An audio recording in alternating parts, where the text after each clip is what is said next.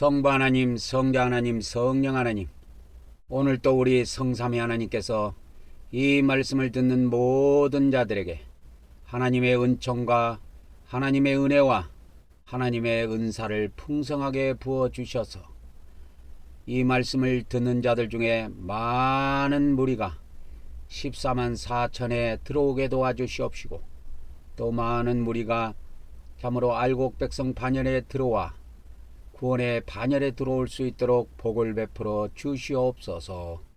우리 주 예수 그리스도 이름으로 기도 올려옵나이다. 아멘, 아멘, 아멘. 오늘은 한국말씀사관학교 사관생도 말씀무장 제6회가 되겠습니다. 오늘은 어저께 여러분들에게 말씀해 드린 대로 이 14만 4천을 상징적으로 해석하는 교단과 그들이 가지고 있는 교리가 뭔가, 또 이들에 대해서 제가 경고할 말씀이 있는데 그 경고의 말씀까지 다 전해드리도록 하겠습니다. 먼저 이 요한계시록에 대해서 한번 살펴보도록 하겠습니다. 여러분, 성경이 하늘에서 떨어졌다고 생각하죠? 그렇게 생각하면 큰 착각입니다. 성경은 하늘에서 떨어진 것이 아니고 인간이 기록한 거예요. 인간이 기록한 기록물입니다. 그래서 반드시 성경은 기록한 저자가 있어요. 저자가 없는 성경은 없습니다. 저자가 누군지는 몰라도 그 누군가가 기록을 했기 때문에 그 문헌이 남아 있는 거예요. 이 요한계시록도 사도 요한이 기록을 했습니다. 언제 기록했느냐? 한 주 예수님이 십자가에서 돌아가시고 승천하신 뒤에 한 70년 후에 기록이 됐다. 보통 이렇게 봅니다. 그래서 주 한 AD 100년경에 기록됐다, 이렇게 보통 봅니다. 정확한 날짜는 아무도 몰라요. 그러니까 묻지도 말고 따지지도 말고 아 그렇구나 하면 됩니다. 근데 이 요한계시록이 성경 안에 들어오는 거는 우여곡절이 많습니다. 여러분, 성경에 아까 내가 하늘에서 떨어진 것이 아니라고 그랬죠. 야, 신약성경 줄게 하면서 하늘에서 이렇게 뚝 떨어뜨렸으면 그냥 탁 받으면 되는데 그렇게 된 것이 아니고, 이 신약성경이든 구약성경이든 사람이 결정했다니까. 회의를 해갖고 결정을 했어요. 지금으로 말하자면 목사님들이 모여갖고 결정을 한 거야. 그때는 목사라는 직분이 존재하지 않았지만은 이렇게 공회의를 통해서 그렇게 결정이 됐습니다. 최고 처음에 그러면 구약 성경은 있는데 신약 성경이 없으니까 이 신약의 이 신약의 말씀들을 그때 당시에 많은 문헌들이 있었는데 초대교회의 사도들이나 또 사도들의 제자들, 그러니까 교부라 그러죠. 그들이 남겨놓은 초대교회 문헌들이 많이 있어요. 제가 그 문헌들을 전부 다 인터넷에서 발췌해 가지고 이렇게 목록을 갖고 있는데 총 226권입니다. 그 목록이. 그래서 이 목록이 있는데 이 목록이 엄청나요. 이 엄청납니다. 이게 목록이 엄청나다니까.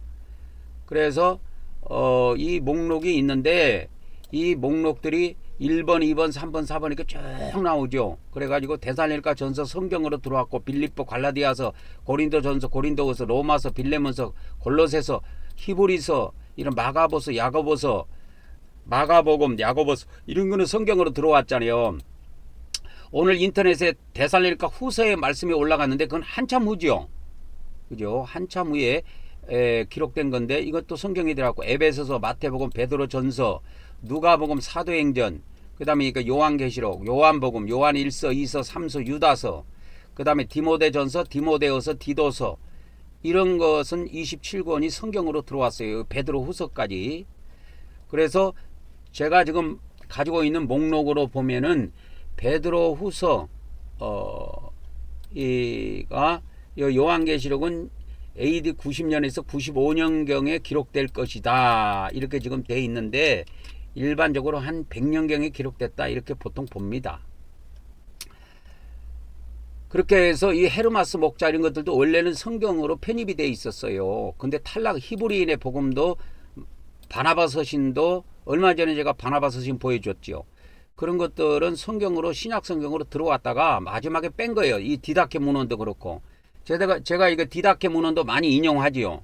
그러니까 와서 여러분이 생각할 때는 그렇게 생각할 거야. 저 사람 좀 웃긴 사람이네. 성경도 아닌데 왜 저런 문헌에서 인용을 해갖고 말씀을 전할까? 이렇게 생각할 거지. 나중에 조금 있으면 다 알게 돼.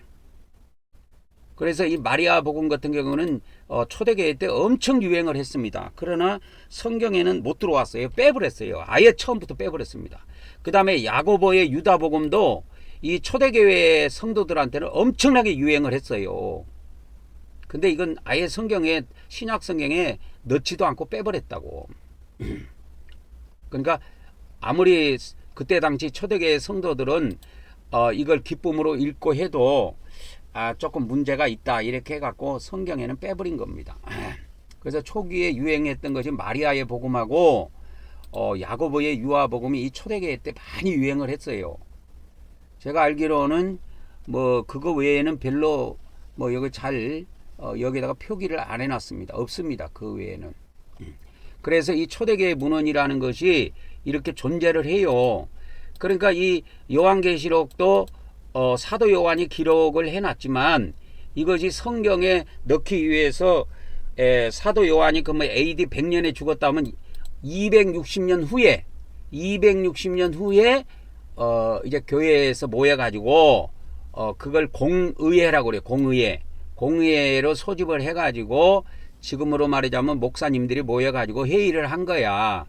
우리가 신약 성경을 한번 만들어 봐야 되는데 어떤 문헌들이 좋겠느냐. 그러니까 이제 의견을 서로 주고받고 하는데 363년에 최초로 라오디게아 교회, 요한계시록에 보면 라오디게아 교회가 나오지요. 이게 지금의 터키 지역인데 이 지역에서 공회가 열렸어요. 공회가 열렸는데 이때 신약성경 26권은 결정되고 유다서까지는 결정이 됐고 요한계시록은 제외됐습니다.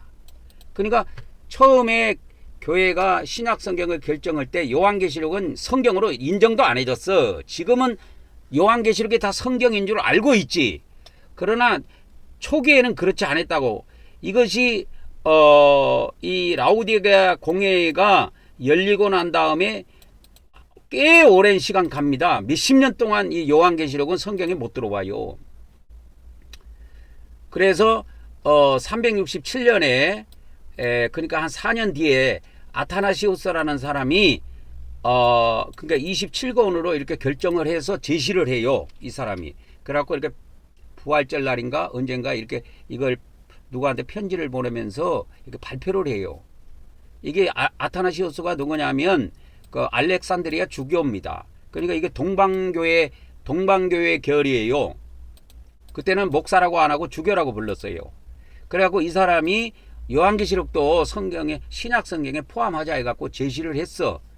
그래서 이분이 요한계시록을 포함을 했기 때문에 이것이 결국은 나중에 동방교회가 그 해에 367년 그 해에 동방교회의 모든 교회가 수용을 한 것은 아니지만 이 알렉산드리아 주교가 동방교회의 사람이었기 때문에 빠르게 동의해서 그 해에 요한계시록도 성경에 넣었어. 신약성경에 우리가 넣자. 그러나 모든 동방교회가 그런 것은 아니다 라는 것은 알아야 됩니다. 그러면서 이제 차차 아니 이 교회도 동방교회끼리도 이거 저쪽 교회도 동방교회 저쪽에도 동방교회가 있는데 저쪽 동방교회는 요한계시록도 성경에 넣었답니다. 우리도 넣읍시다. 주교님. 그러니까 그럴까? 그래서 이제 넣기 시작한 거예요. 그래서 이 서방교회라고 하는 그 지금의 천주교회의 뿌리지요. 이 서방교회가 천주교입니다. 천주교의 뿌리인데 이 서방교회 전체가 요한계시록, 그러니까 요한계시록까지 성경으로 넣기까지는 많은 시간이 걸려. 그러면 그러면 397년에 이 요한계시록도 성경으로 받아들였으니까 아까 393년인가 처음에 그거 했지. 예? 363년인가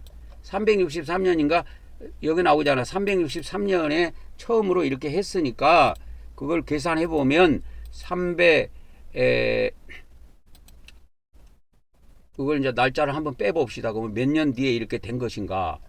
그래서 이 서방교회는 397년에 이게 결정이 됐다고. 397년에. 근데 363년에 회의가 열렸다고 그랬지. 그러니까 요한계시록이 성경에 들어오기까지 보면은 34년이란 세월이 흘렀다 이 말이에요. 그래서 성경은 하늘에서 떨어진 것이 아니라니까.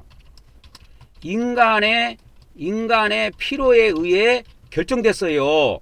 그래서 내가 여러분들에게 바울계시록도 성경에 넣어라, 바울계시록도 성경에 넣어라 그러면 저 사람 저거 또라이 아니요? 성경이 66권이지 어떻게 성경을 또 넣어라 빼라 그런 거지 가당치나 흐냐 이렇게 생각하지만 역사를 알고 보면 내 말을 이해하게 돼. 성경은 하늘에서 떨어진 게 아니라니까 이 사람들아. 66권이 처음부터 결정된 것이 아니요. 그리고 여기에는 지금 제가 다 이야기를 안 해주지만 그 히브리서 앞에 그러니까 마태복음부터 시작해갖고 지금 우리 성경 신약 성경 27권 중에서 빌레몬서까지는 이미 결정이 됐었어. 근데 자세히 이것도 들어가 보면 히브리서부터 요한계시록까지는 나중에 결정이 됩니다. 그러니까 유다서까지라 그럴게요. 유다서까지는 나중에 이것도 결정이 돼. 먼저 결정이 된 게 아니요. 그래가지고 이 요한계시록은 최후에 결정이 돼. 왜? 요한계시록은 이거 이게 복잡하거든. 알아듣지도 못하겠고 이걸 넣자니 그렇고 빼자니 그렇고 이게 문제가 심각했다고. 이런 역사가 있어요. 이런 역사가. 그래서 마태복음부터 빌레몬서까지는 이미 결정이 되고 이미 이거는 그때 초대교회 당시부터 해갖고 교부들 이렇게 지나가면서 그때 당시에 이게 거의 어느 정도 결정이 됐었습니다. 그러나 히브리서부터 유다서까지도 이게 처음부터 결정이 된 것이 아니고 나중에 이것이 결정이 돼요. 제가 알기로는. 그리고 요한계시록이 최후로 결정이 됐고 그래서 최후로 결정된 것이 언제냐? 이 서방교회 그러니까 지금으로 말하자면 서방교회 유럽 교회들이죠. 아시아는 교회가 그때 없었으니까 유럽 교회들인데 천주교회 계열이야. 천주교 계열인데 이 사람들도 397년에 요한계시록을 비로소 받아들이게 돼요. 그래서 요한계시록을 받아들이기까지 내가 몇 년 걸린다고 그랬어. 34년이라는 세월이 흘렀다고 아까 전자계산기로 계산해 줬잖아. 그래서 이 서방교회는 동방교회에 비해서 요한계시록을 받아들이는데 굉장히 더디 결정을 했습니다.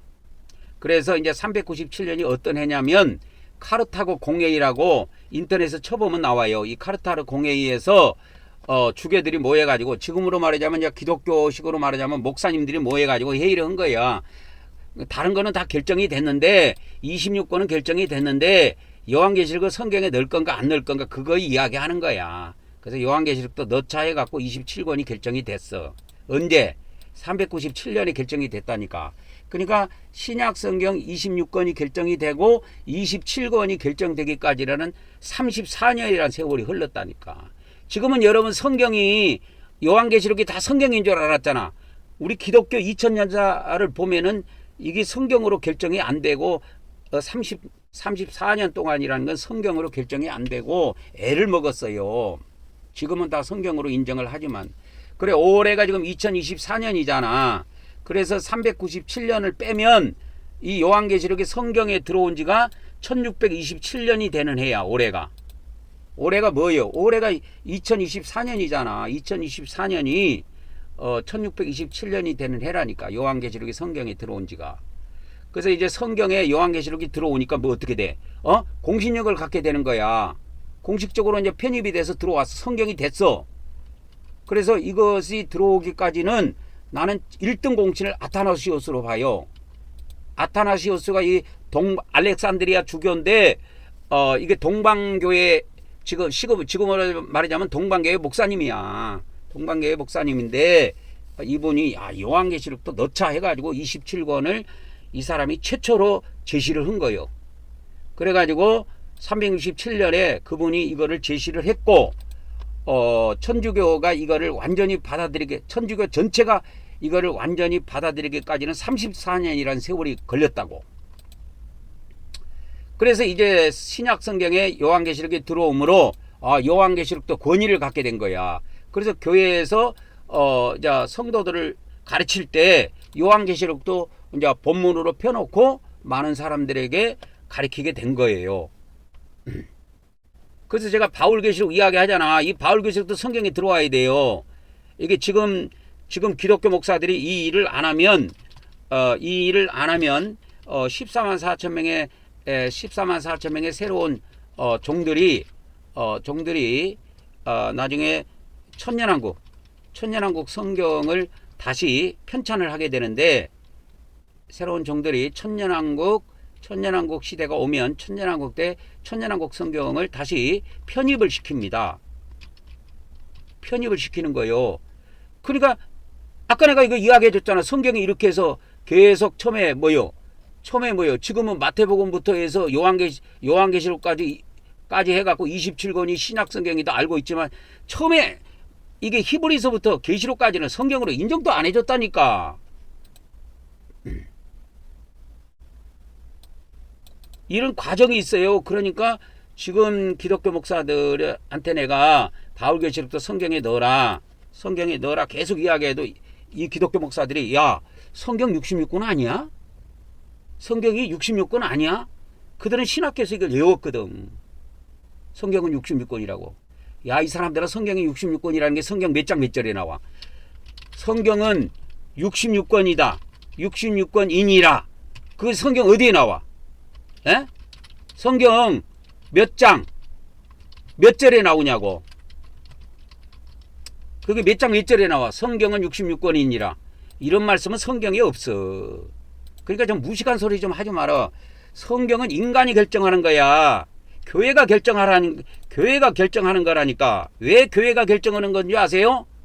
교회의 필요에 의해서, 교회 목사들이 필요에 성경을 가지고 설교하는 사람이 누군데? 교회 목사가 설교하잖아. 옛날에는 교회 주교가 설교했단 말이야.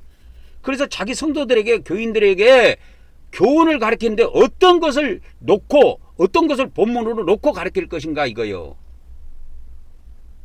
그런데 내가 볼 때는 바울 서신이 뭐 히브리서까지 포함한다고 해도 전부 다 해서 14권인데, 바울 서신은 바울계시록이 함께해야 비로소 완전한 해석이 가능하다 그렇게 해요. 완전한 해석이 가능합니다. 지금 바울 서신이 신약 성경에 14권 있잖아. 로마서부터 히브리서 포함해 갖고 14권인데, 그러면 바울계시록이 없는 상태에서 기독교 목사들이 설교할 때 뭐라 그래? 예수님 믿은 사람은 이신되기로 구원받아 천국 바로 간다고 그러지. 바울계시록을 봐봐 이 사람들아! 거의 다 지옥 떨어져. 믿는 자들이 많은 사람들이 지옥에 들어갔다가 하늘나라 가서 믿는 자들이 하늘에서 심판을 받고, 거의 지옥에 들어갔다가 심판의 큰 날, 이게 이제 요한복음으로 말하면 마지막 날이야. 요한복음의 6장에 나온 마지막 날인데, 심판의 큰 날에 천국으로 들어와. 천국으로 귀환한다니까. 이것이 바울계시록에 나와요. 바울계시록을 한 번도 안 읽어본 사람은 엉터리 구원론 갖고 목회하는 거예요. 그래서 내가 지금 이 말씀을 주일날 말씀 전할 때 이야기를 많이 합니다. 저는 주일날하고 6일 동안 한국말씀사관학교를 통해서 전하는 말씀은 이 왕국복음이라고 하는 주님의 재림에 초점을 맞춰져 있고, 주일날 예배를 할 때는 천국과 지옥에 맞춰져 있어요. 핵심이. 그래서 완전 분리해서 가르쳐요. 그래서 주일날 설교에는 요한계시록 이야기 그런 것들이 잘 안 나오고, 14만 4천 이야기도 안 나오고, 회개해서 예수님 피 뿌리고 제사함 받아 천국 가자 이렇게 하는 거야. 안 하면 지옥 떨어진다 이렇게 나가는 거예요, 메시지가. 그러니까 이 바울 서신이 14권이 있어도 14권이 있어도 기독교 목사들이 설교할 때 뭐요? 예수님 믿는 사람 바로 이신득이 이로 구원 받았으니 천국 간다 이런다고. 엉터리예요. 바울계시록을 읽어보세요. 거의 모든 믿는 자들이 지옥에 떨어집니다. 그래갖고 언제? 심판의 큰 날. 기독교 목사들은 지옥 들어가면 영원히 못 나온다고 이제 다 거짓말이야. 왜? 그들은 바울계시록을 읽어본 적이 없기 때문에 몰라요. 그래서 이 바울계시록이 이 마지막 때 빛을 보게 돼 있는 거야. 그래서 이 바울계시록이 이제 이 마지막 때 빛을 보게 되는데, 저로 인해서 이 바울계시록이 많은 빛을 보게 돼요. 그래서 이 바울계시록을 보면은 거의 믿는 사람들이 심판을 받고 지옥에 들어갔다가 이 백보자 심판 때, 심판의 큰 날이라고 하는 이 백보자 심판 때 천국으로 귀환을 해요. 귀환하면 생각나는 거 있잖아. 구약의 모든 예언은 그렇게 육적 이스라엘 백성이 하나님의 심판을 받고 멸망을 한다. 그랬다가 다시 귀환한다로 끝나. 이게 구약 성경의 모든 예언의 초점이야. 이사야서부터 저 말라기까지 구약의 예언이 17권이 들어있다고. 구약의 예언서가. 그걸 선지서라고 보통 부르는데 예언서예요. 그래서 이스라엘 백성들이 하나님의 심판을 받고, 하나님의 뭘 받아? 하나님의 심판을 받고 멸망을 했다. 그 어디서 멸망했느냐? 바벨론 군대에 의해서 다 멸망한 거예요. 바벨론 군대에 의해서 다 멸망한 거야. 그래갖고 마지막에 귀환을 해. 마지막에 귀환한다니까, 이게 마지막에. 그래서 구약의 모든 것은 구약의 학계 스가랴 말라기로 끝나지. 학계 스가랴 말라기 선지자가 뭐는 예언 사역을 했느냐? 그 바벨론에서 돌아올 때, 바벨론에서 귀환할 때 사역자들이야. 학계 스가랴 말라기가. 그래서 학계하고 스가랴는 귀환한 백성들한테, 야, 하나님의 성전을 건축하자. 하나님의 성전을 건축하자. 그거 이야기한 것이고, 말라기 선지자는 귀환을 이미 해갖고 성전도 다 건축을 했어. 근데 그 백성들이 또 성전군이 다 건축해갖고 하나님을 섬기고 신앙생활을 하는데 이상하게 또 탈선을 하거든. 11조를 떼먹고 이방 여인하고 결혼을 하고 막 이상한 짓을 하는 거야. 그래서 말라기 선지자가 경고를 하는 거야.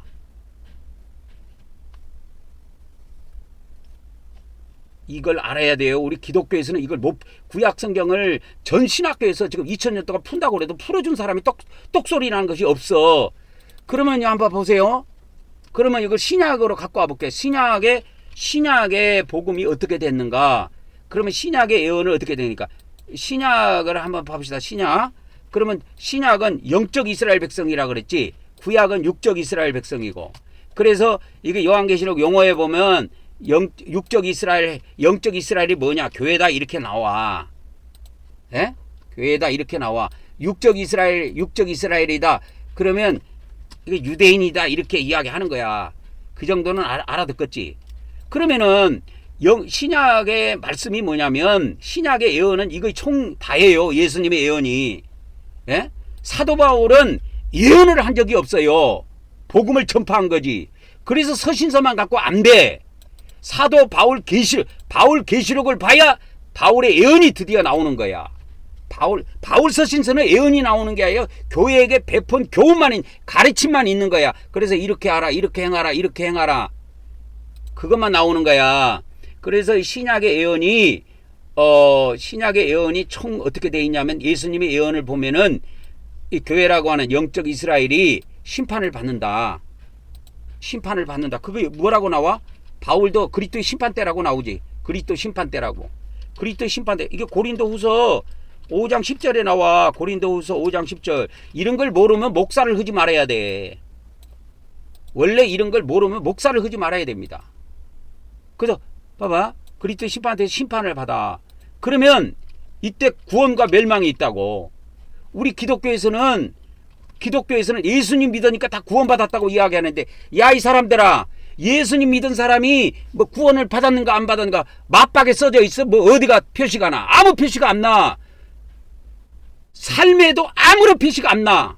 내가 표시가 안 난다는 말은 뭐냐면 세상 사람이 봤을 때 그들이 구원받았고 지금 뿅 해갖고 천국 들어간 것도 아니고 아니 옆집에 그냥 살고 있네?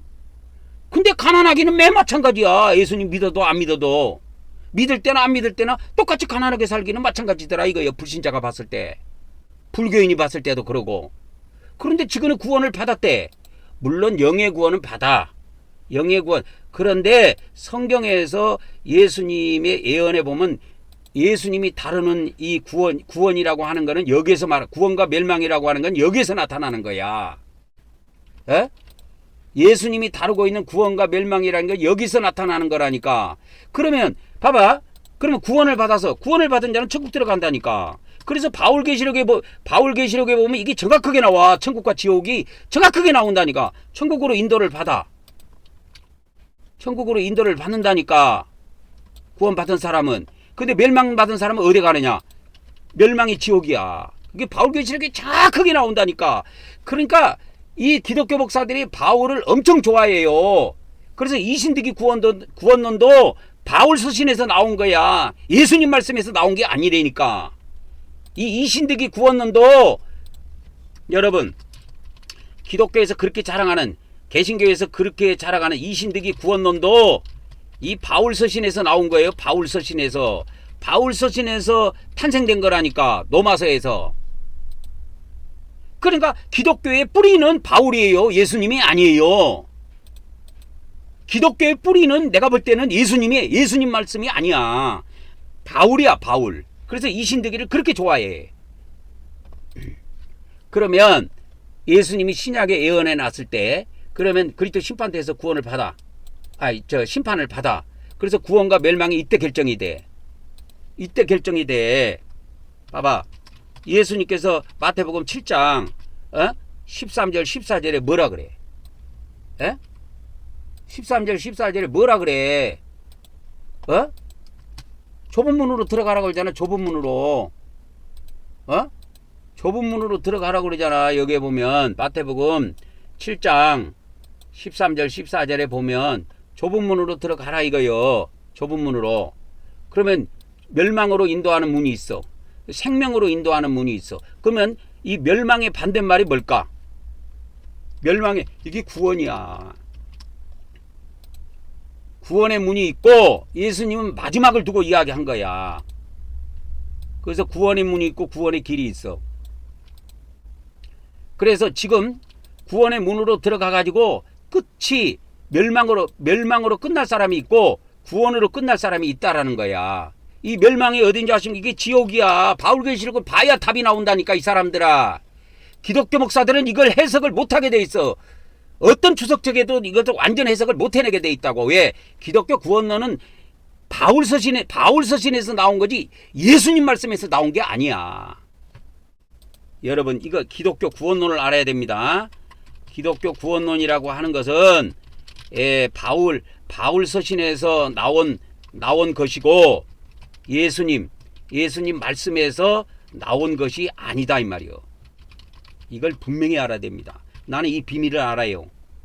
성령님이 나를 이제까지 이끌어 오셨기 때문에 나는 이 비밀을 알고 있다고.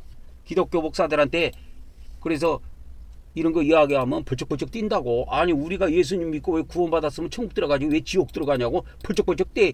야 이 사람들아 바울계시록을 한번 봐봐. 바울 서신을 기록한 사람이 바울계시록도 기록했다니까. 똑같은 인물이야. 그래서 이 바울계시록을 그때 당시에 여러분 이 비밀을 알아야 됩니다. 이거 오늘 나가야 말씀이 따로 있는데 오늘 나갈 말씀은 못 나가게 생겼네. 바울계시록은 요한계시록과 달리 하나님께서 성경에 편입을 안 시켰습니다. 이 비밀을 알아야 돼요. 요한계시록은 뭐 우여곡절이 있었지만 봐보세요. 봐보세요. 뭐야 이거. 자, 요한계시록은 여러가지 곡절이 있었지만 일단 성경에는 편입되었다 이거요. 성경에는 편입되었습니다. 그러나 하나님께서는 바울계시록을 감춰놓도록 했어요. 그러나 바울계시록은 감추어 두셨다 이거요. 감추어 두셨어요. 바울계시록은 감춰 두셨다고. 그래서 바울이 그 문서를 기록하고 바울계시록에 보면 나오는데 바울이 전도여행 다닐 때 신었던 마지막에 신었던 다 떨어진 신발 양쪽 왼발 오른발 그러니까 한 컬레니까 두 짝이야. 두 짝하고 이 바울계시록을 돌 상자를 깎아가지고 돌을 깎아가지고 상자로 만들어가지고 땅속에 묻었다고. 그래가지고 이게 로마 시대 때 이것을 발견하게 하신 거예요. 그래도 빨리 나왔어요. 이 문서가 빨리 나왔습니다. 이 바울계시록의 문서가 빨리 나왔어요. 그런데 이 바울계시록은 성경에 일단 못 들어왔어요. 좌우지간. 왜? 한자 성경이 이게 성경이 제가 정확한 연도는 나중에 알려드릴게요. 바울계시록이 발견된 때를 알려드릴게요. 성경이 아까 결정된 거 신약성경 27권이 결정된 해는 뭐라고 써? 397년인데 거의 이 무렵에 발견이 됩니다. 뭐가? 바울계시록이. 그래서 바울계시록은 초대교회 성도들한테 읽혀져 본 적이 없어요. 그렇기 때문에 누구도 이걸 몰랐어. 성경을 그때 당시에 결정했던 그 공회에 참석했던 주교들도 몰랐고 모른 거야. 왜?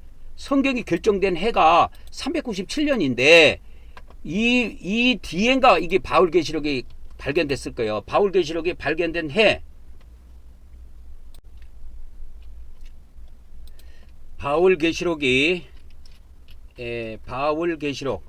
바울계시록이 발견된 해는 나중에 제가 자세히 알려드리도록 하겠습니다. 자, 오늘 그러면 나가야 될 말씀들이 많이 있는데 요한계시록이 시대별로 이렇게 그 요한계시록 읽는 사람들의 계층이 변화가 와요. 이 초대교회 때는 소아시아 지역에만 주로 요한계시록에 나와 있는 소아시아 지역에만 주로 이 요한계시록이 편지로 전달이 됐기 때문에 그 요한계시록 2장 3장에 보면 소아시아에 있는 7교회에게 편지하라 그래갖고 소아시아에 있는 7교회를 격려하고 위로하기 위해서 이 요한계시록이 쓰여진 것을 알 수가 있습니다. 그러나 그때 당시 초대교회 때는 소수의 신자들만 이 요한계시록을 읽었다고 볼 수가 있는 거예요. 그런데 이게 나중에 이제 이 요한계시록이라는 것이 신비하고 또 이 안에 있는 내용이 전부 다 상징적인 언어로 되어 있기 때문에 이해하기는 어렵지만은 꾸준히 많은 사람들에게 나름대로 쭉쭉쭉 퍼져나갑니다. 쭉쭉쭉 퍼져나가면서 이 요한계시록이 알려집니다. 많이 알려지게 돼요. 그래갖고 알려지면서 그 라우디게아 공회라고 그랬죠. 라우디게아 공회에 363년에 드디어 이것도 성경에 넣을 것인가 말 것인가 그렇게 해갖고 고민을 하다가 라오디게아 공의회입니다. 이게 363년에 있었다고 그랬죠. 이거 그래서 이 계시록을 신약 성경에 편입을 시킬 것인가 말 것인가 하는 것이 이 라우디게아 공회에서 논의가 있었어요. 근데 요한계시록이 탈락됐지요. 요한계시록이 성경에서 제외가 됐습니다. 그러니까 성경으로 인정을 못 받은 거예요. 성경으로 인정을 못 받은 거예요. 그러니까 아까도 내가 바울계시록 이야기했지요. 바울계시록도 그때 당시에 이것이 이렇게 초대교회 때 많이 알려져 갖고 읽혀졌으면 이것이 들어왔을 겁니다. 그런데 뭐 읽혀지지 않았기 때문에 들어오지 못한 거지요. 그래서 우리나라의 이렇게 인터넷에 문헌에 찾아보면 바울계시록에 대해서 이렇게 공개하거나 알려준 사람이 거의 없어요. 그래서 이 요한계시록이라는 것도 성경에 367년에 처음으로 이제 편입이 됐고 서방교회 천주교에서는 397년에 최종 결정을 했습니다. 최종 결정을 했습니다. 그래서 초대교회에는 소수의 사람들만 익히다가 이게 이제 점점 요한계시록의 말씀이 그래도 초대교회 사람들에게 읽히고 해가지고 라오디게아 공회 363년에 드디어 이 요한계시록의 문헌이 성경에 넣어도 되겠느냐 안 넣어도 되느냐 이 문제가 논의가 됐다가 일단은 제외가 됐어요. 제외가 됐지만 367년에 4년 뒤에 아타나시오스에 의해서 이것도 넣을 필요가 있다. 367년에 계시록을 성경에 편입하자. 성경에 편입하자. 하자고 제안을 한 겁니다. 그래서 이 아타나시오스에 의해서 성경으로 27권을 이 사람이 이때 결정을 했어요. 아타나시오스가 성경 27권을 이때 결정을 했습니다. 성경 목록을 신약 성경 목록을 결정을 했어요. 이 아타나시오스가 결정을 했습니다. 아타나시오스라고 쳐보면 뭐 인터넷 자료가 많이 나올 겁니다. 그렇게 해서 이 요한계시록에 서서히 이제 믿는 자들에게 서서히 이제 알려졌고 성경에 이제 아까 말했던 이제 397년이죠. 천주교에서 이제 계시록도 성경으로 결정을 했습니다. 계시록도 성경으로 결정을 해가지고 이제 397년 이후에는 요한계시록이 이제 권위를 갖게 된 겁니다. 그래서 계시록이 이제 그 권위를 갖게 됩니다. 권위. 그러니까 성경 안에 못 들어오면 권위를 못 가진 거야. 똥처럼 여겨져요. 그래서 그 대표적인 문헌을 나는 바울계시록으로 봐. 우리 한국 교회에서나 이런 데에서는 바울계시록을 별로 관심이 없지만 저는 이 바울계시록을 제가 직접 번역해 가지고 한글 문헌으로 제가 영어 중세 영어로 되어 있는 그 바울계시록을 한글로 제가 직접 번역을 해 갖고 베들레헴 성경 프로그램 성경 프로그램에다가 집어넣었어요. 삽입을 해 갖고 갖고 있습니다. 그래서 제가 이 바울계시록을 이렇게 갖고 있는데 이 바울계시록이라고 치면 쫙 나와요. 이 바울계시록 보여드릴게요. 일반 목사들은 이런 데 관심이 없어요. 왜? 성경도 안 읽는데 뭐 바울계시록 그런 거 관심 있을까요? 그래서 이 바울계시록을 쫙 치면 최고 처음에 넣어놨어. 내가 이게 바울계시록을 창세기 1장 1절 개역성경 다 지워내고 개역성경 우리가 안 쓰잖아. 그래서 거기다 집어넣은 거야. 이래갖고 쫙 나옵니다. 이게 52장으로 돼 있어요. 그래서 바울계시록이 이렇게 길어요. 어마어마하게 깁니다. 그리고 바울계시록이 52장 6절로 이렇게 딱 끝나는데 그래서 이 바울계시록에 대한 이 말씀이 이 바울계시록의 끝부분에 나와. 바울계시록의 끝부분에 나와.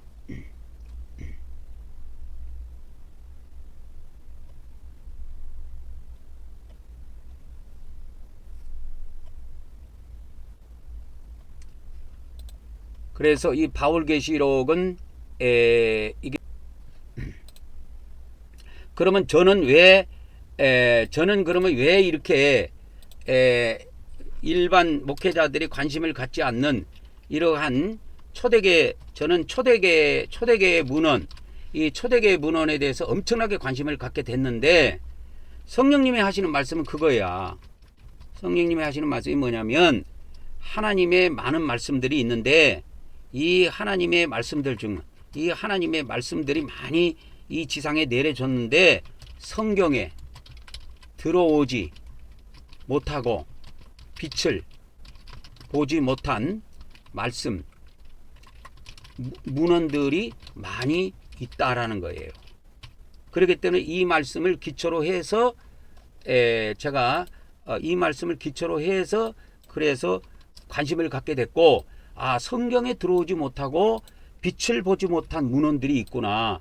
그런데 이것이 다 무시할 거는 아니구나. 이것도 또한 하나님의 말씀이구나 라는 것을 알게 됐습니다.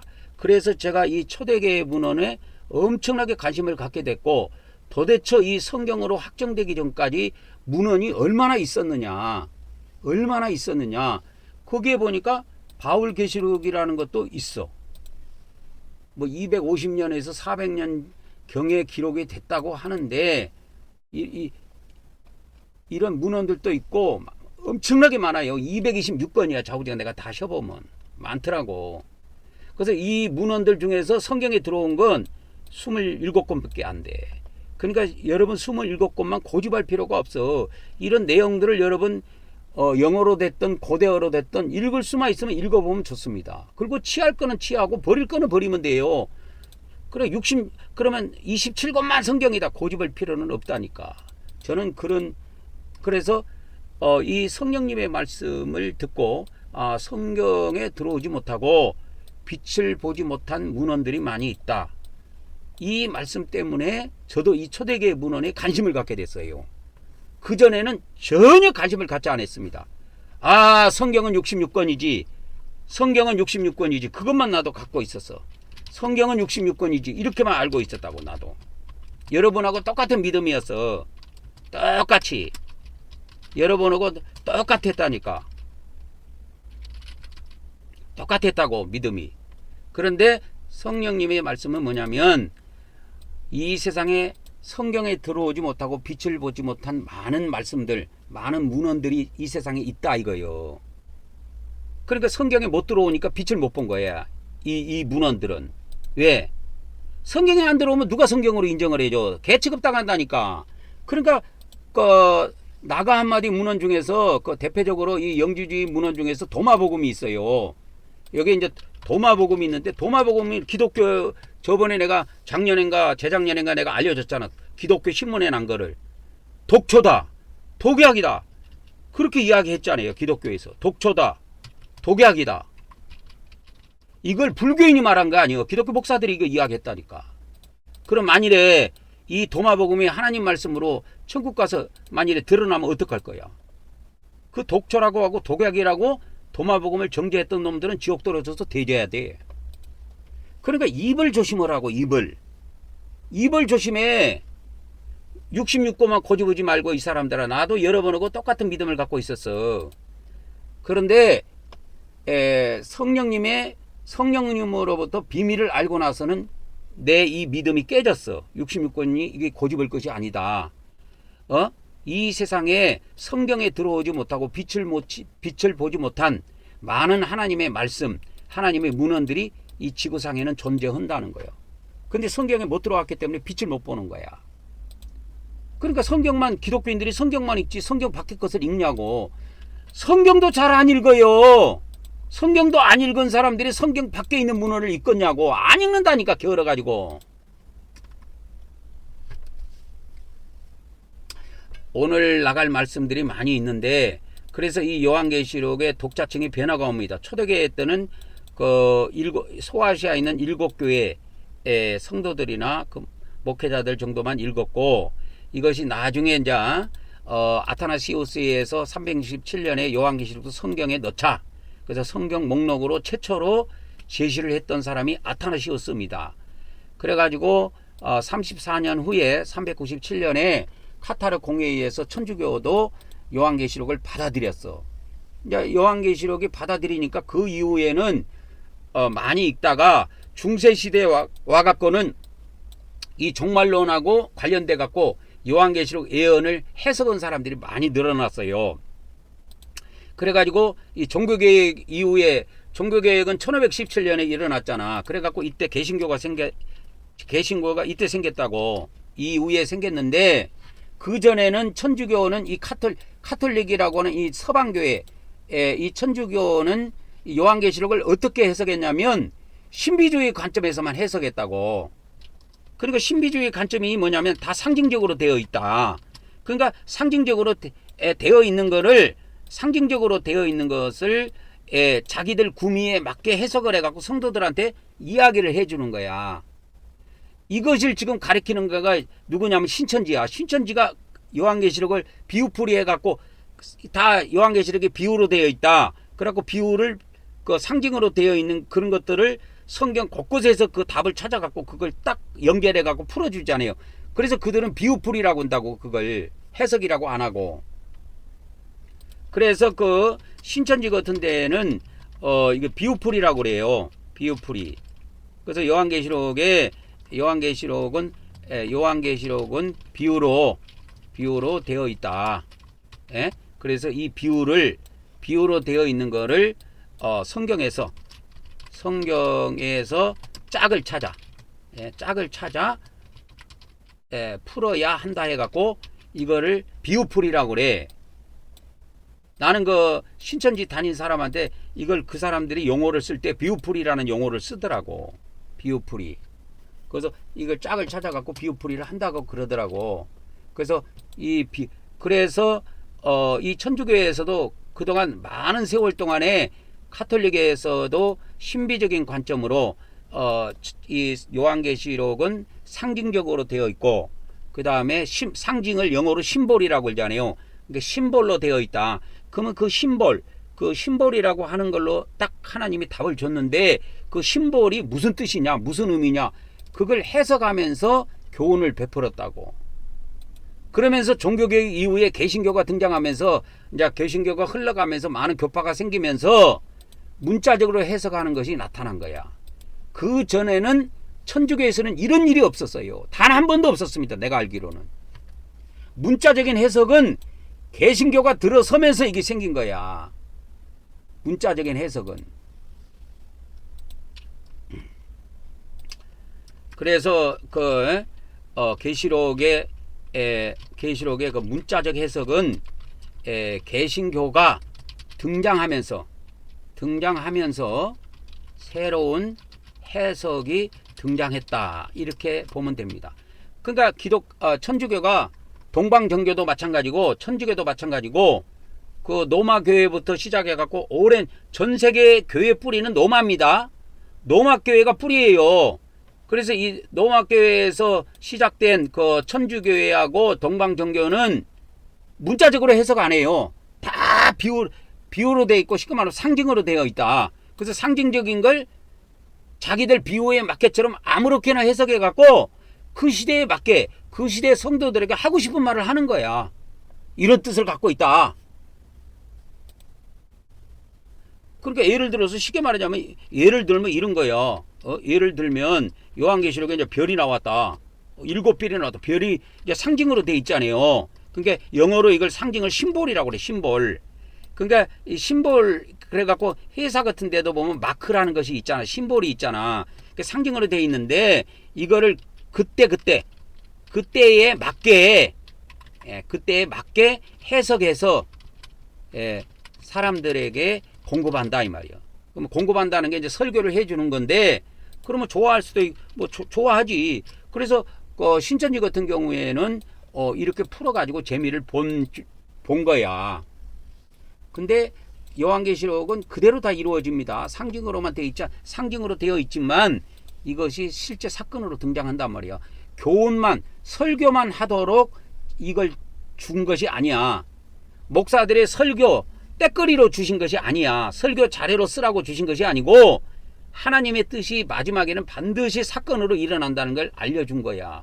그래서 이 개신교가 등장하기 전까지는 문자적인 해석이라는 건 제가 볼 때는 기독교 세계에서 문자적인 해석은 없었어요. 동방정교도 마찬가지고 서방교회라고 하는 이 천주교도 전부 다 상징적으로 해석했고 그렇게 해왔다고. 그래서 그 상징을 주교들이, 신부들이 나름대로 마음껏 해석해서 시대별로 그것이 해석이 바뀌어 왔던 거야. 그래서 요한계시록의 그 독자층의 변화에 영향을 미친 요소가 있는데 여러 가지 요소들이 있습니다. 그러니까 이제 성경에 이게 들어왔지, 그죠? 397년에 이제 요한계시록이 성경으로 들어왔잖아요. 그러면서 이제 그 권위가 생긴 거야. 그래서 권위가 생긴 겁니다. 그래서 이제 많은 시대를 거치면서 1차 세계대전이 일어나고 2차 세계대전이 일어나고 중세시대 때 막 그 패스트라고 하는 것이 막 창궐해 갖고 어마어마한 사람들이 죽었잖아요. 그런 사건들, 이 종말적인 사건들이 터지면서 그 시대적으로 그런 상황들이 터지면서 이 요한계시록을 무시할 수 없구나. 이런 환란이라는 게 진짜 오는가 보네? 이렇게 생각하는 거야. 지금 중동에서 지금 이스라엘과 그 아랍이 전쟁을 하잖아요.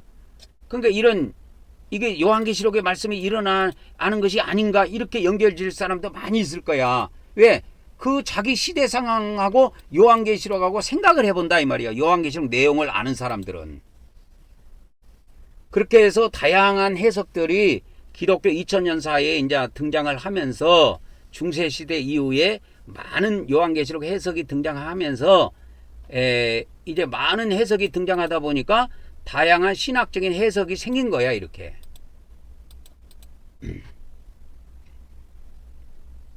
그래서 신학자들이 나와가지고 자기 나름대로 해석하는 거야. 내가 볼 때는 이런 뜻인 것 같다.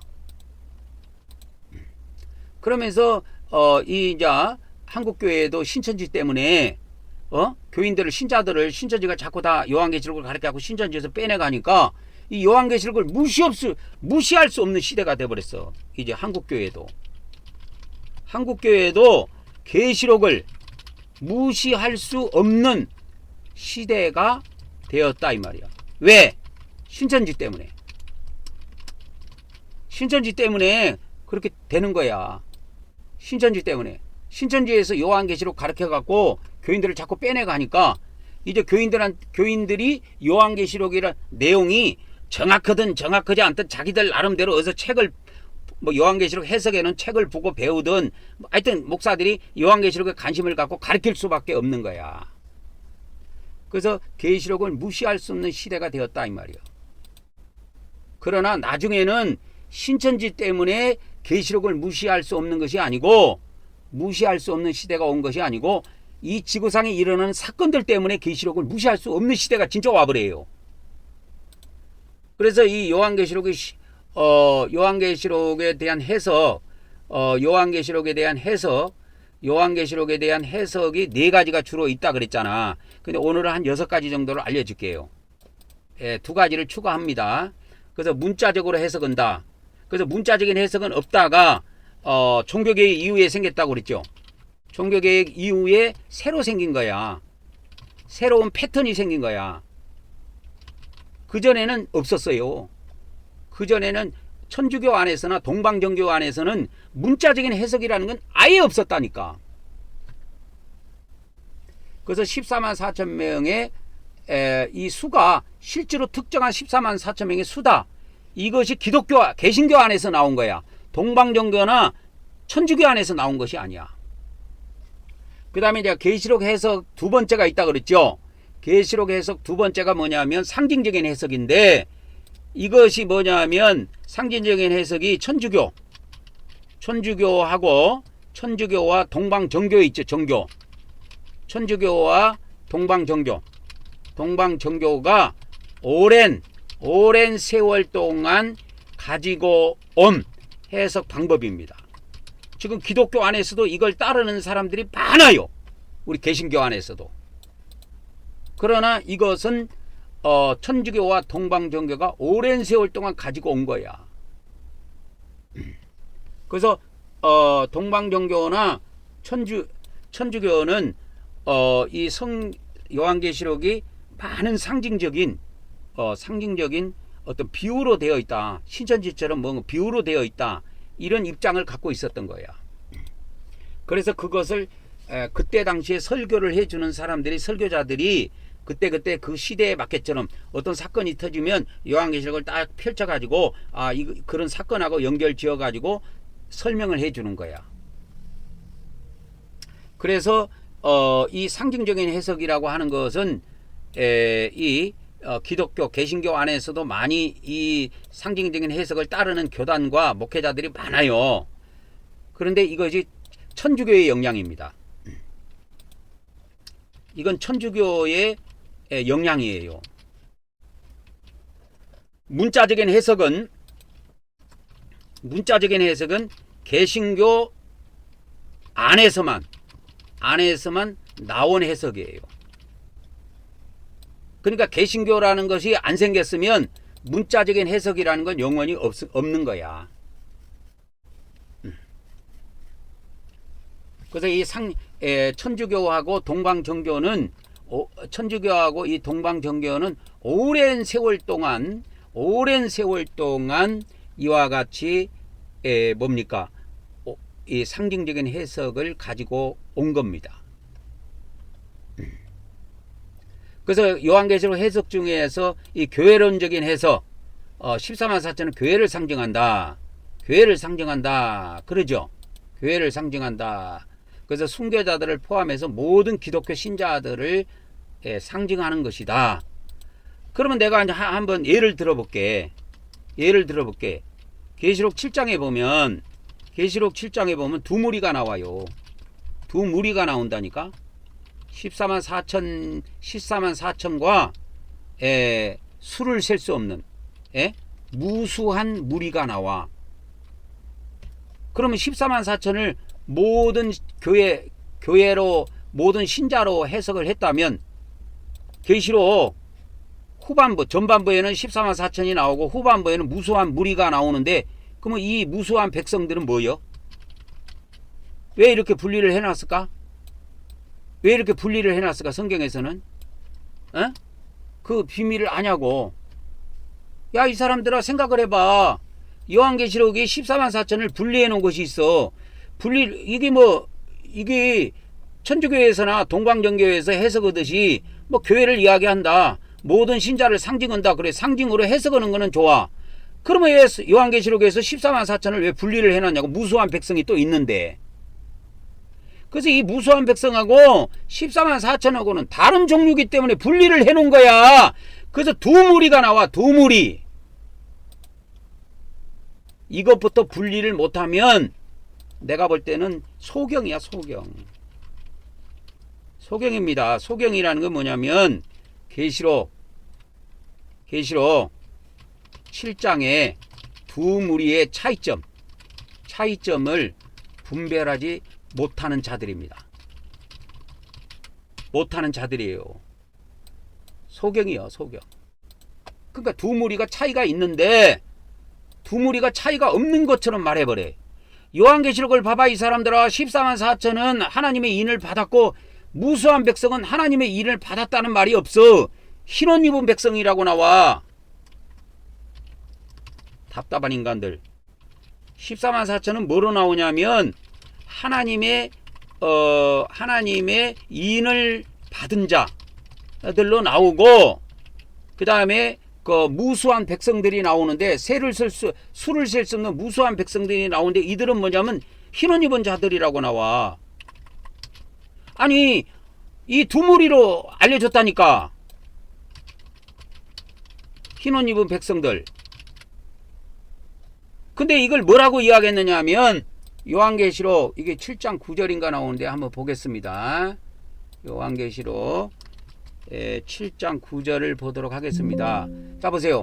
7장 8절까지는 14만 4천 이야기가 나와서 2일 후라고 하는 거는 뭐냐면 14만 4천이 인침을 받는 장면, 각 지파에서 12,000명씩 그래갖고 14만 4천 명이 인침받은 사건, 이런 일이 있는 후에 내가 또 보니 각 나라와, 봐보세요. 각 나라와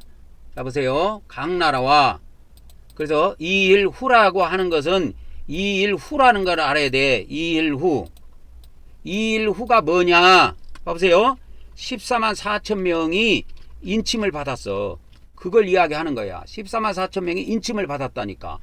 이 일 후에 내가 보니 각 나라와 족속과 백성과 방언에서 아무도 셀 수 없는 큰 물이, 셀 수 없는 물이야. 근데 14만 4천은 셀 수 있는 물이야. 왜 이걸 구분해 줬을까요? 야, 이 사람들아, 왜 이걸 구분해 줬을까? 어리석은 인간들. 14만 4천 명은 셀 수 있는 물이야. 그 다음에 이 나와 흰옷 입은 흰옷 입은 백성이라고 그럴게. 이거는 흰옷 입은 물이라 그럴게. 자, 보세요. 여기에 보면 첫 번째 14만 4천이 나오고, 두 번째는 뭐가 나오냐면 흰옷 입은 무리가 나옵니다. 흰옷 입은 무리. 그러면 이 무리는 셀 수 없는 무리라고 나온 거야. 셀 수 없는 무리. 자, 보세요.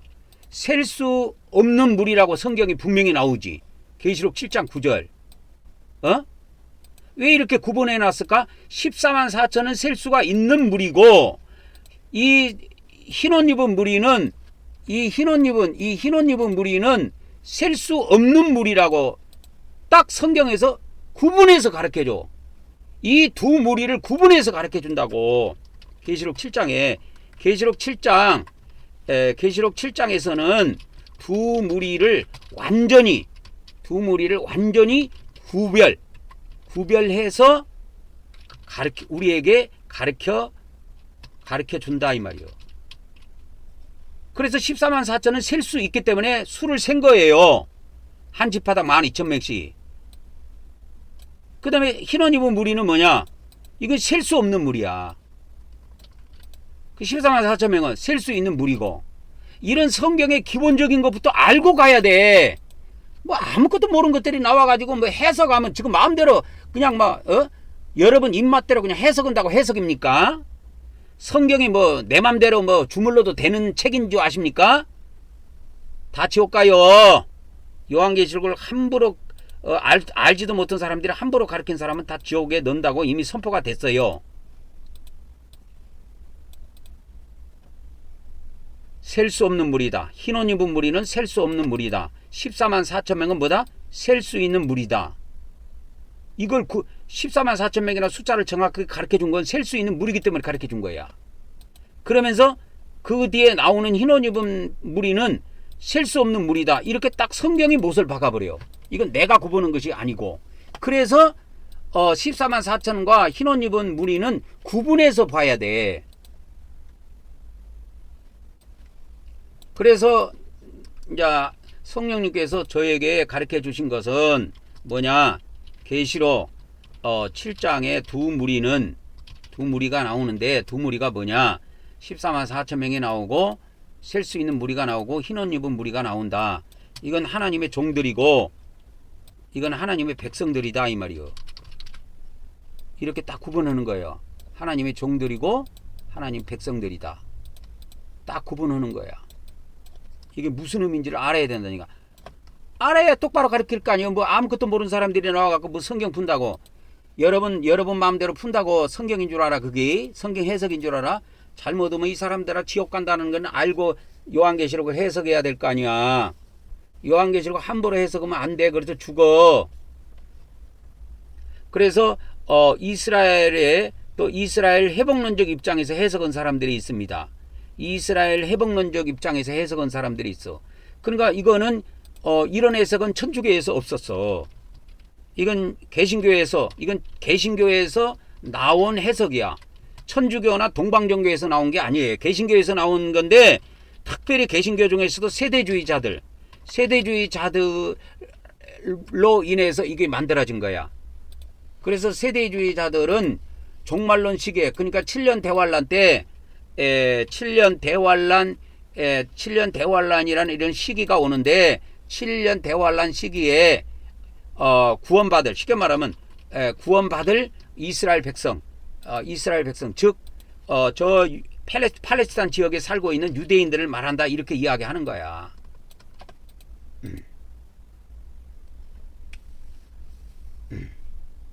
그래서 이 이스라엘 회복론적 해석은 개신교에서 나온 것이지 천주교나 동방정교에서 나온 해석이 아닙니다. 이거는.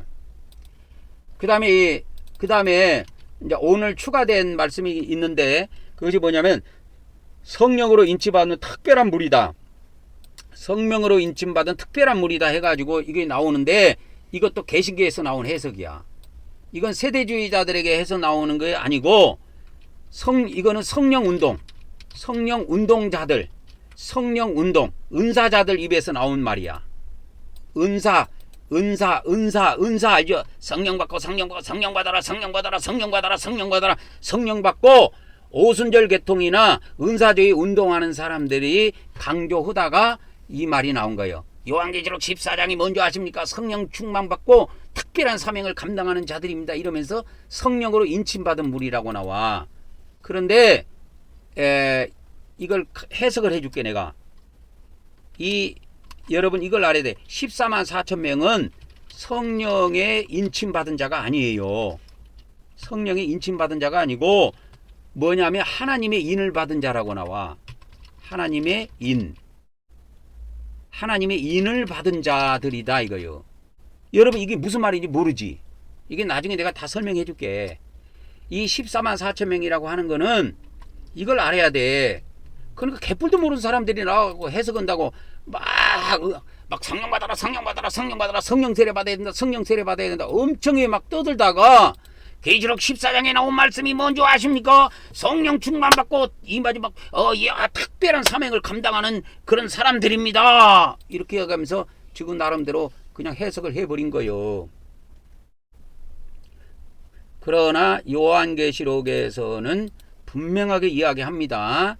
14만 4천 명은 성령의 인을 받은 자가 아니고 하나님의 종들의 이마에 인침을 받는다 이 말이요.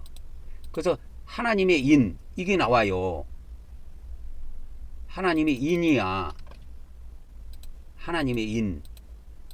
그럼 이 하나님의 인이 뭐냐 이거요. 하나님의 인이. 그런 건 나중에 해석을 해준다 그 말이요. 하나님의 인. 봐봐, 살아계신 하나님의 인을 가지고 해돋는 데로부터 올라와서 14만 4천 명의 하나님의 종 계시록 7장 3절에 보면은 하나님의 종들의 이마에다가 인을 친다 그 말이요. 성령이 인을 치는 게 아니고 계시록 7장 3절에 보면 하나님의 종들의 이마에다가 인을 친다고. 하나님의 종들의 이마에다가 인을 친다니까. 누가 쳐? 다른 천사가 치는 거야. 다른 천사랑 성령이 치는 게 아니여 이 사람들아. 다른 천사가 치는 거야. 그러면 다른 천사하고 7개의 천사하고 내가 구분을 알려줬지. 그래서 이 14만 4천 명은 다른 천사, 다른 사자의 역사라 그랬잖아. 다른 사자의 역사. 이거는 7교회. 7교회의 일곱 교회 사자의 역사가 아니다 이 말이에요.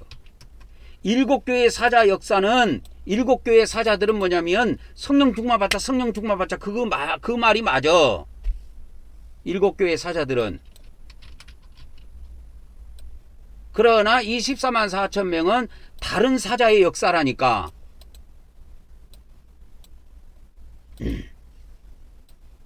다른 사자의 역사입니다.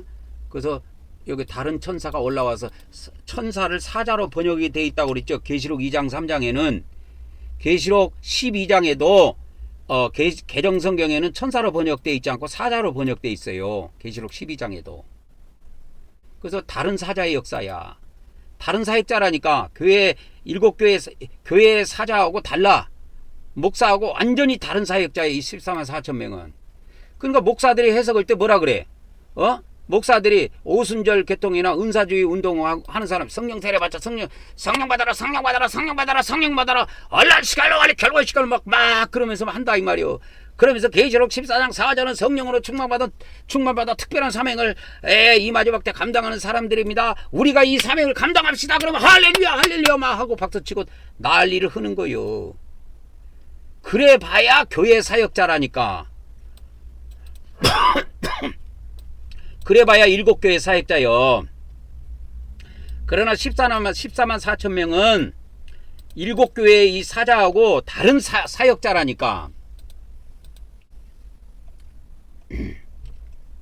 그 다음에 이제 시간이 좀 많이 갔으니까 이 또 우리 기독교 안에 이것도 개신교 안에서 나온 해석입니다. 이것도 개신교에서 나온 해석이에요. 천주교나 이런 데서 나오는 것이 아니고 개신교에서 나온 해석이야. 이게 개신교에서 나온 해석 중에 이게 뭐가 있냐면 이 14만 4천 명은 종말론적인 신앙을 가진 특별한 자들이다. 그래서 특별한 자다. 특별한 자들이다. 그래서 이 특별한 시대, 그러니까 환란 시대에 나타나서 하나님의 일을 감당하는 무리라고 해가지고 개신교에서 특수교단에서만 특수한 사람들에 의해서만 해석이 되고 있어요. 그래서 저의 해석은 이 안에 들어가는데, 이 범주 안에 들어가는데, 이분들이 일반 교단에서 가지고 있는 그런 해석하고는 저하고는 완전 달라요. 그래서 이기방 하나님께서 이 마지막 때 말씀의 나트로 쓰시려고 창세전의 예배에는 저 이기방의 입에서 나가는 이 해석은 세계 최초로 나가는 해석이에요. 그래서 우리가 그거를 잘 아셔야 됩니다. 오늘은 그래서 제가 14만 4천을 상징적으로 해석하는 교단과 교리들과 그들에 대한 경고 말씀까지 다 말씀을 전하려고 했는데, 앞에 그 말씀이 서론이 길어졌기 때문에 이거는 다음 시간에 계속 이어서 가도록 하겠습니다. 다음 시간에 계속 이어서 가도록 하고, 오늘 또 많은 중요한 말씀들이 많이 나왔습니다. 중요한 말씀들이 많이 나왔어요. 중요한 말씀들이 많이 나왔습니다.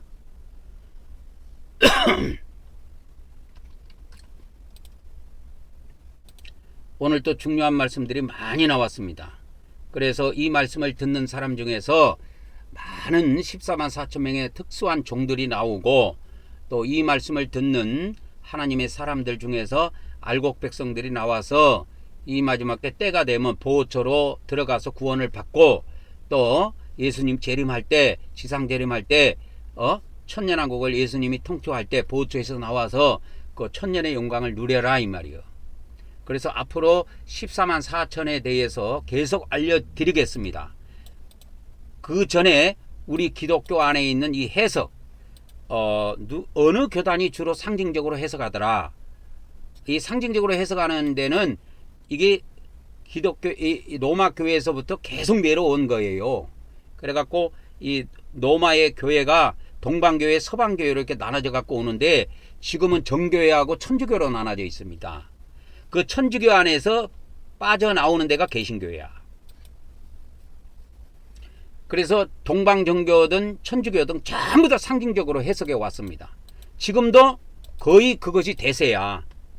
지금은 이제 천주교 신부들 중에서도 기독교의 일부 해석을 가지고 가가지고 이러한 기독교의 개신교에서 하는 해석들을 이제 좀 받아들이고 하는 경향이 있기는 있지만, 그래도 천주교의 대세는 상징적으로 해석하는 것이 대세로 제가 알고 있습니다. 그래서 이 다음 시간부터는 14만 4천을 상징적으로 해석하는 교단, 그 다음에 이 상징적으로 해석할 때 이 14만 4천이 해석이 그러면 뭐로 나오는지, 주요 해석들에 대해서 알려드리려고 합니다. 오늘은 여기까지 하고 마무리하도록 하겠습니다. 오늘은 여기서 끝을 내겠습니다. 오늘은 여기서 끝을 냅니다. 다음 시간에 뵙도록 하겠습니다.